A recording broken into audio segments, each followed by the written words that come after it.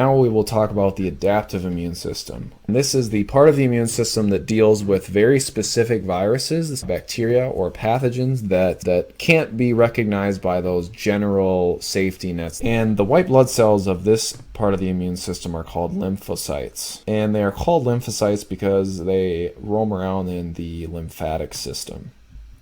These lymphocytes can further be broken down into B cells created in the bone marrow and T cells, which are created in the thymus. And then once again, there are, in this case, I just put 3 different types of T cells, but in all reality, there are even more. But for the sake of simplicity, we will talk about these 3. So T helper cells are T cells that are able to activate other cells of the immune system to make them more effective at killing a particular type of antigen.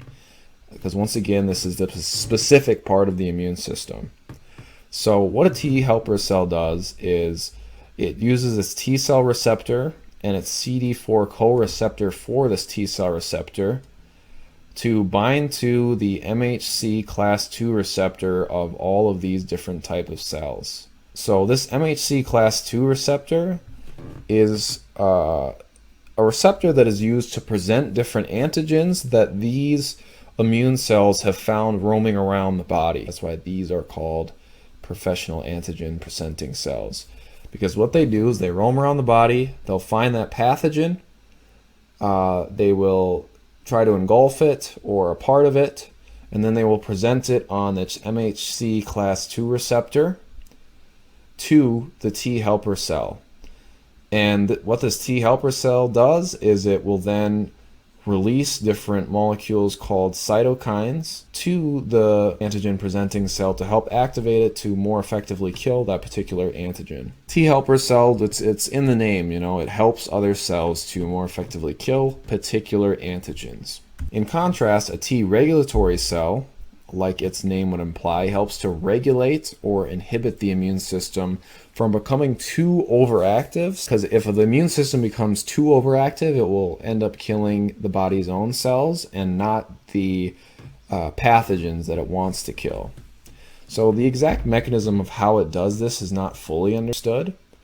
A lot of people, or there's a lot of research saying because it also has a CD4 co-receptor like a helper T cell, that it might just directly bind to those cells and then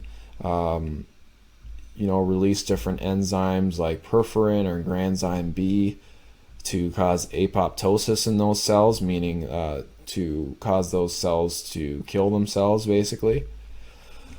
The other thing that has been hypothesized is it has a CD25 co-receptor as well, which you can see here in the blue, and that binds to interleukin 2.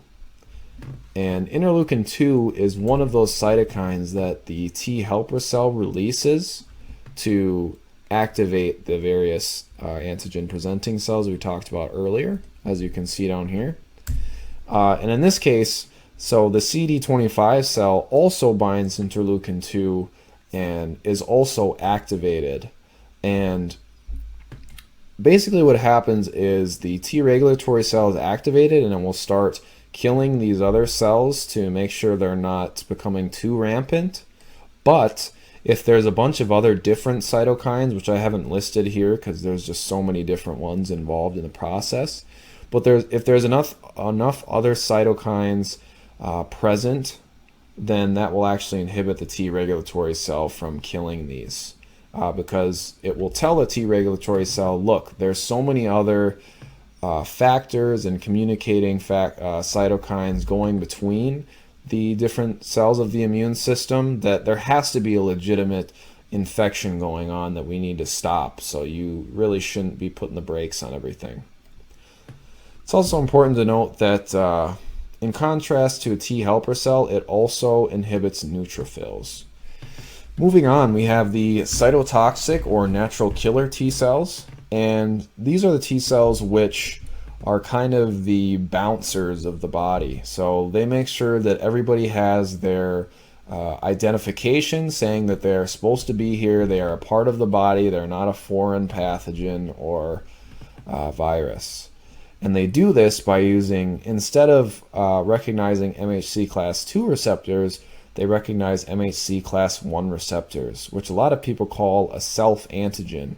So, that's the thing saying, I am a part of the body. That's my driver's license, And the way the T cell receptor of a cytotoxic T cell has a CD8 co-receptor instead of a CD4 receptor, like in the T helper cell and the T regulatory cell, and that's what allows it to recognize these MHC class 1 receptors instead of MHC class 2 receptors.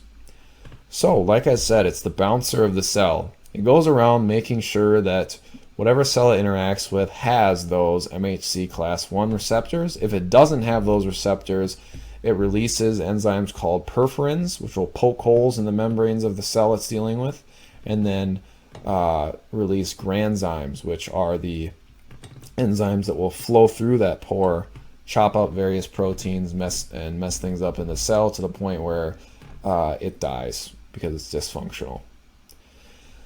Furthermore, it also receives data about pathogens that are floating around in the body. So just like in MHC class 2 receptors, where those cells can find a pathogen and then kind of display part of that pathogen on that receptor, the MHC class 1 can also do this. And this will alert the cytotoxic T cell to seek out other cells that have that pathogen and also kill them in a similar manner. The last cell that we'll talk about in the adaptive immune system are B cells. And these are the cells that produce antibodies or immunoglobulins. So antibodies are just, they're proteins that bind to a particular antigen.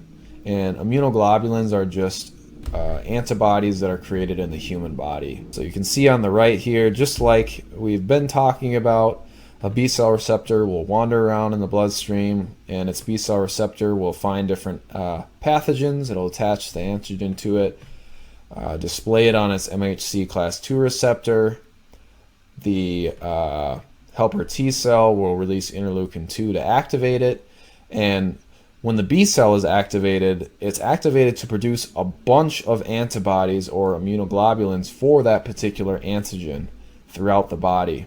So now this is extremely helpful because when it produces immunoglobulins, it's able to get the innate immune system involved as well, because they almost act as beacons saying, whatever bacteria or cells that I bind to, these are bad cells, these need to be killed. And so if you can see down here, once the B cell is activated by the helper T cell, they become plasma cells. And furthermore, even after the pathogen has been neutralized, some of those plasma cells will be cemented as memory B cells. And memory B cells they just keep those antibodies to that particular virus or bacteria in case the body sees it in the future.